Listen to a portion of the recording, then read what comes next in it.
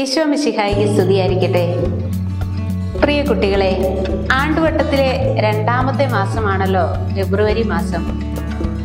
രണ്ടാം മാസത്തിലെ 2-ാം തീയതി 2 തിരുനാളുകൾ തിരുസഭ ആചരിക്കുന്നുണ്ട്. അതിലൊന്ന് ഈശോയുടെ ദേവാലയ പ്രവേശനം, 2 പരിശുദ്ധ അമ്മയുടെ ശുദ്ധീകരണ തിരുനാൾ. ഒരുപക്ഷെ നമ്മൾ വിചാരിക്കും, ഈശോയുടെ ദേവാലയ പ്രവേശനം, അതിനെന്താ ഇത്രമാത്രം പ്രത്യേകത? ദേവാലയത്തിൽ പ്രവേശിക്കുക എന്നുള്ളത് സ്വാഭാവികമല്ലേ എന്നൊക്കെ നമ്മൾ ചിലപ്പോൾ ചിന്തിച്ചേക്കാം. നമ്മുടെ ജീവിതത്തിലേക്ക് നോക്കിയാൽ ഈ പ്രായത്തിനിടെ നമ്മൾ എത്രയോ വട്ടം ദേവാലയത്തിൽ പ്രവേശിച്ചിട്ടുണ്ട്, അല്ലേ? പക്ഷേ ആ ദേവാലയ പ്രവേശനത്തിന് എന്തെങ്കിലും ഒരു പ്രത്യേകത നമുക്ക് ഫീൽ ചെയ്തിട്ടുണ്ടോ? പ്രിയ മക്കളെ, ദേവാലയത്തിലേക്കുള്ള പ്രവേശനത്തിന് വലിയ പ്രത്യേകത നമുക്ക് തോന്നും. എപ്പോഴാണെന്നറിയാമോ?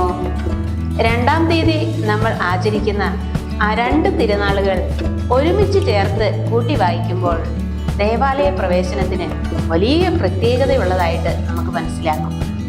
ദേവാലയത്തിൽ പ്രവേശിക്കുന്ന ഒരു വ്യക്തിയുടെ ജീവിതത്തിൽ എത്രമാത്രം ശുദ്ധീകരണം സംഭവിക്കുന്നുണ്ടോ അതിനനുസരിച്ച് ഓരോ ദേവാലയ പ്രവേശനവും വലിയ പ്രത്യേകതയുള്ളതായി, വലിയ കൃപയുള്ളതായി നമുക്ക് മാറാൻ തുടങ്ങും.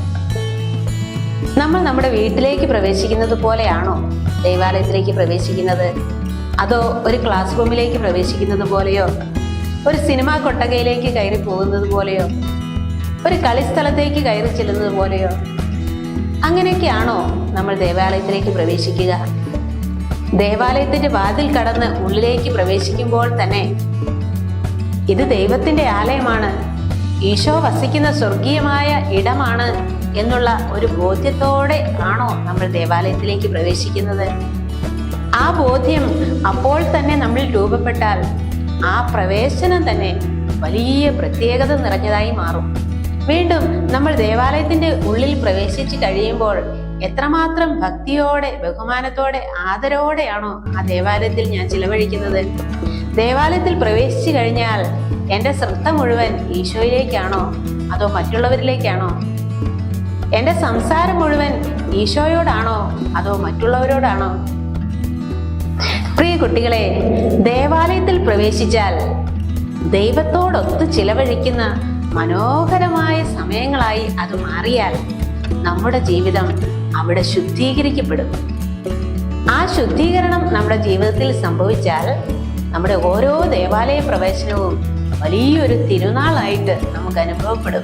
പ്രിയ കുട്ടികളെ, വിശുദ്ധമായ ഒരു കുമ്പസാരം നടത്തി ശരീരത്തെയും മനസ്സിനെയും ആത്മാവിനെയും ശുദ്ധീകരിച്ച് വിശുദ്ധിയോടെ ദേവാലയത്തിൽ പ്രവേശിക്കുവാനും വന്നുപോയ വീഴ്ചകൾക്കും കുറവുകൾക്കും ദൈവസന്നിധിയിലിരുന്ന് മാപ്പപേക്ഷിച്ച് പ്രാർത്ഥിക്കുവാനും കരുണയ്ക്ക് വേണ്ടി പ്രാർത്ഥിക്കുവാനുമുള്ള നല്ല സമയങ്ങളാക്കി നമ്മുടെ ദേവാലയ പ്രവേശനത്തെയും അവിടെ ചിലവഴിക്കുന്ന സമയങ്ങളെയും മാറ്റുകയാണെങ്കിൽ നമ്മുടെ ജീവിതത്തിൽ അത് വലിയൊരു നിക്ഷേപമായി മാറ്റപ്പെടും.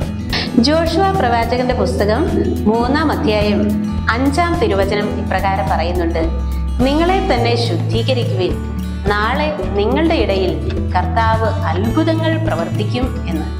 പ്രിയ കുഞ്ഞുങ്ങളെ, ഇനിയുള്ള നമ്മുടെ ഓരോ ദേവാലയ പ്രവേശനവും ദേവാലയത്തിൽ ചിലവഴിക്കുന്ന സമയങ്ങളും ഈശോയുടെ അത്ഭുതങ്ങൾ നമ്മളിലേക്ക് ഒഴുകിയിറങ്ങുന്ന, ഈശോയുടെ കൃപയുടെ നീർച്ചാൽ നമ്മളിലേക്ക് ഒഴുകിയിറങ്ങുന്ന നല്ല സമയങ്ങളാക്കി നമുക്ക് മാറ്റണം.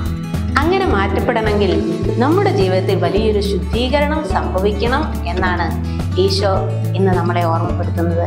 അതിനാൽ 2-ാം മാസത്തിലെ 2-ാം തീയതിയിലെ 2 തിരുനാളുകൾ നമ്മുടെ ജീവിതത്തിൽ വളരെ പ്രധാനപ്പെട്ടതാണ് എന്നുള്ള ബോധ്യത്തോടെ നമ്മുടെ ജീവിതത്തെ കൂടുതൽ നമുക്ക് ശുദ്ധീകരിക്കാം. ഇനിയുള്ള ഓരോ ദേവാലയ പ്രവേശനവും നിങ്ങളുടെ ജീവിതത്തിൽ വലിയ അഭിഷേകത്തിന്റെ, കൃപയുടെ, അത്ഭുതങ്ങളുടെ മണിക്കൂറുകളായി മാറട്ടെ എന്ന് ആശംസിക്കുന്നു. ഈശോ എല്ലാ മക്കളെയും സമൃദ്ധമായി അനുഗ്രഹിക്കട്ടെ. ഈശോ മിശിഹായിക്ക് സ്തുതിയായിരിക്കട്ടെ.